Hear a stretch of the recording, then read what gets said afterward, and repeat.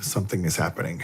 And she flew off the floor without using her hands and her feet, and was immediately in front of me and grabbed my stole. So I have a stole on, which is a piece of fabric that goes around my neck, and she starts choking me. Hey guys, welcome back to the channel. This is Ben with Faith Unfiltered. Today we're reacting to an exorcism story. So this is Father Dan Rehill. He is on the Sean Ryan show, and he talks about one of the most, I guess, like one of the craziest exorcism story that he experienced or encountered. And it was with a lady that was possessed by a snake spirit, or a snake demon, if you want to call that. And so he kind of walks us through it, and kind of shares with us some of the things that he deals with on a regular basis when it comes to being an exorcist. And I just thought it was really interesting, and so I just wanted to share with y'all. So yeah, let's get started. Let's watch.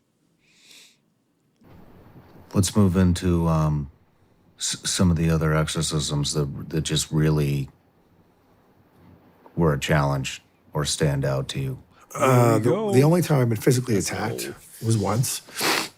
Again, it was another woman who was manifesting a snake on the floor, crawling like a serpent. I have a guy with me who's supposed to be my bodyguard, and Are the bodyguards other priests? no, they can be, but in this case, it wasn't. Okay. This was another Spanish person who didn't speak English, so I needed a translator as well. So I had this gentleman from the Spanish community who, he's a good guy. And at one point, as I'm doing my prayers and she's slithering across the floor, her head flies back like that, and she's staring at me. No.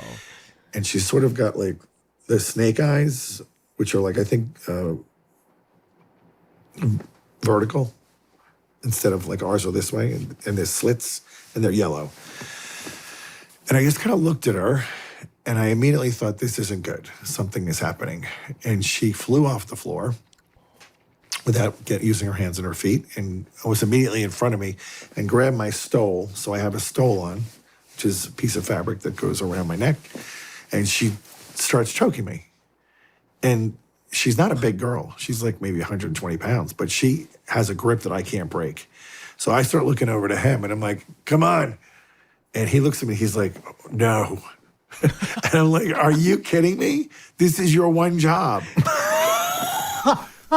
Do you know what? I don't blame that guy, because I'm so scared of this stuff. So I don't blame the bodyguard. But man, so my fiance is probably 105, 110 pounds right now. I can't imagine not being able to break her grip if she was trying to choke me.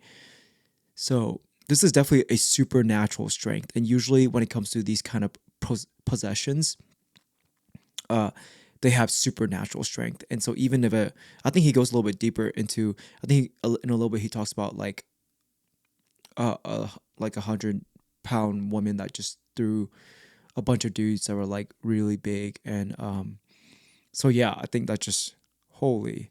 She's only 120 pounds. She's tiny. And he's like, I'm not coming in. So I just then focused, and I said, in the name of Jesus, stop. And she fell back on the floor and went back to her slithering, and I backed up a few feet and continued. But that's the one and only time I've been physically attacked. How much fear do you feel when you're doing these? None, because my attitude is, if God is giving me this ministry to help his people, he's going to show up.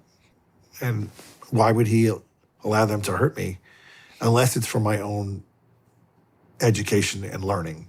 Like, sometimes you learn by mistake. So like that case, like, I don't know what I did wrong. I think I didn't vet the guy in the room with me enough. Maybe the Lord was trying to tell me, you got to pick these people a little more careful. I don't know. I'm friends with a priest who had 2 300-pound men in the room with him. And again, it was a woman. And she reached over and with one hand lifted one of the guys between his legs and threw him 10 yards with one hand, 300 pounds.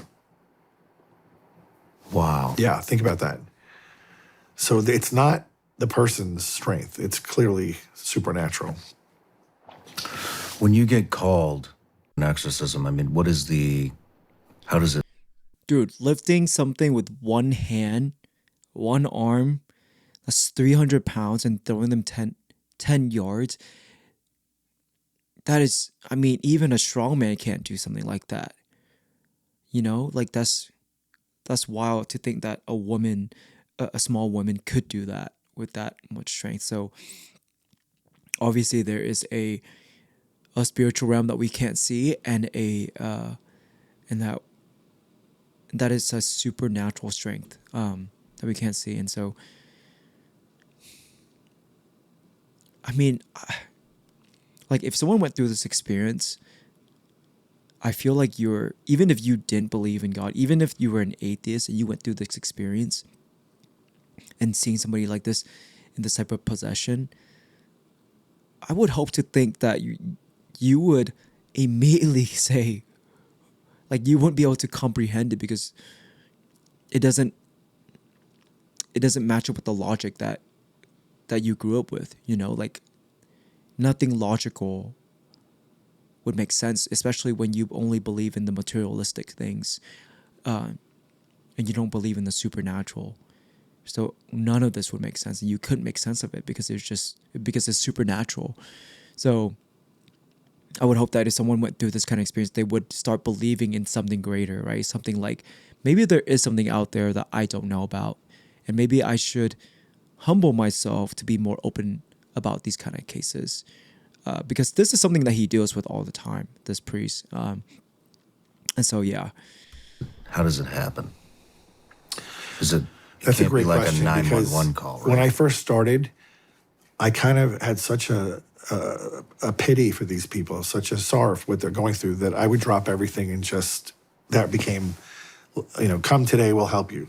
Now, having said that, we never do exorcisms at night in the middle of the woods at somebody's home, which is like what the movies would have you think.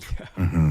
It's in the church, usually in the chapel, at my discretion and during the day when there's daylight. We're going to tip the scale in my favor, my territory.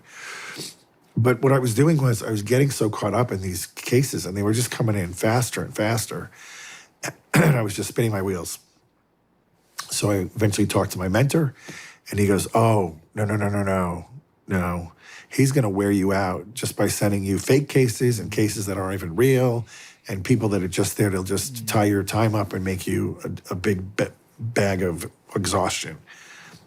Get on a process." So the process is somebody makes contact with me saying, "I think I have a possessed person," or "I am a possessed person."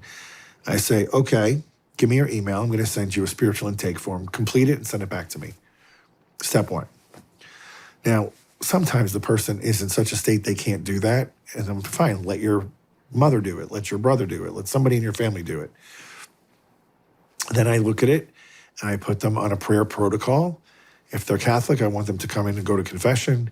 If they're not Catholic, we will have other things we can do for them. And we get them praying and putting an order into their life, because they're severely disordered. Like at this point, most of them don't have a job. Relationships have folded. They're sitting in their basement just all day long, like having their head spin with all these crazy thoughts. No, we're going to put order back. Order is from God. The demons don't like order. And so just by putting a routine in their life, a lot of times the demons start to back off. And then if they're doing the prayers as I ask them to, and then if they can go to confession, if they're Catholic, maybe 50% of the time that breaks whatever was with them off them, and they're fine. The ones that need more help, then they come into me for an initial meeting on, what we're going to do for them. And I'll try doing deliverance prayers without the rite of exorcism. And if that helps them, and usually it does, then they're kind of set free. But they have to reconnect to God. And this is the point that a lot of people don't want to do. I don't want to go back to church. It's not my thing. Okay, but the person delivering you is Jesus. I'm just standing there in persona. If you're telling me you don't want to connect with him, then I'm not going to do the ministry, because they're going to leave and come back worse when you don't reconnect with God, because you're no longer under his umbrella protection. If you're going to hang out over here and you don't come under his umbrella, I'm not doing the ministry because they're just going to whack you even harder when they come back. So we're done. Some of them will then say, okay, I'll go back, but they don't. And then I get another phone call in a month. It's worse. I go, I told you it would be worse. You didn't listen. Are you serious now? Yes, I'm serious. I'm going to go back to church. Okay, go back and then call me. Man, some people, they just gotta learn it the hard way. You know, I can't imagine being possessed and knowing that there's some kind of demonic attack and saying that I don't want to go back to church because I don't want to be religious. I don't want whatever it is, right? Like you would think that a person that knows that they're under a spiritual or demonic attack, and a priest is saying that, right? He's like, hey, you need to go back to church. You need to go to Jesus because he's the one that's going to deliver you from this. And you say, no, I'm good. It's okay. The demon can just live in me. It's fine.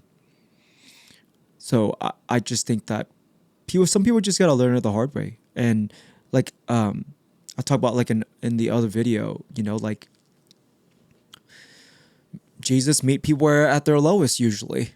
Not when they're at their highest moments in their life. So it makes sense. It makes sense that it takes a while for people to open up their heart to Christ, and they will only open up their heart to Christ when they are in shambles and they're humbled. I mean, that's the same thing for me, so I can't say much, right?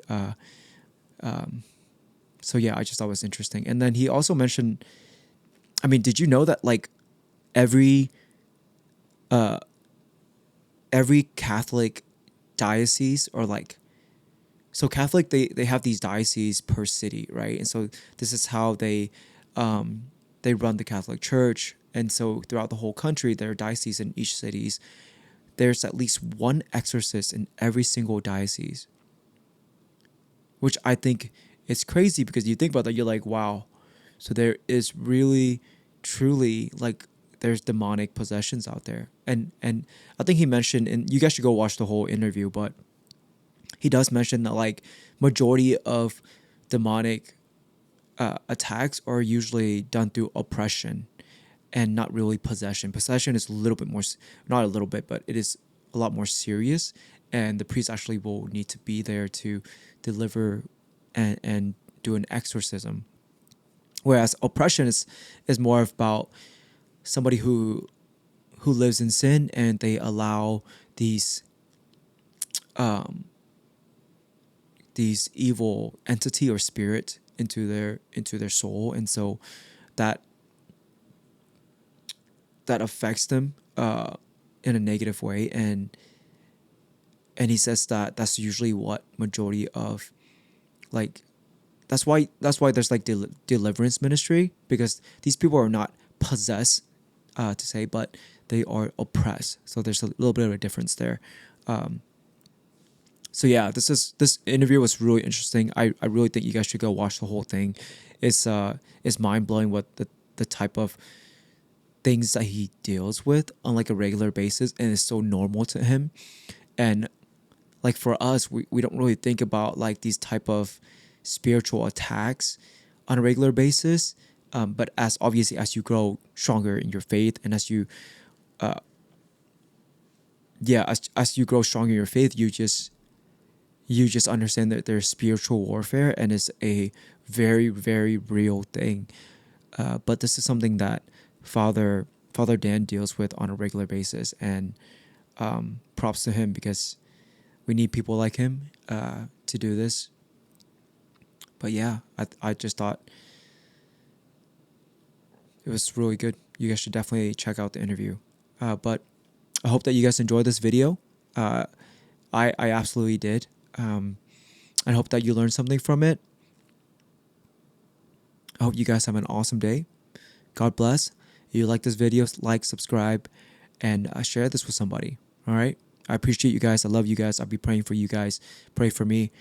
And have an awesome day. I'll see you later. Bye.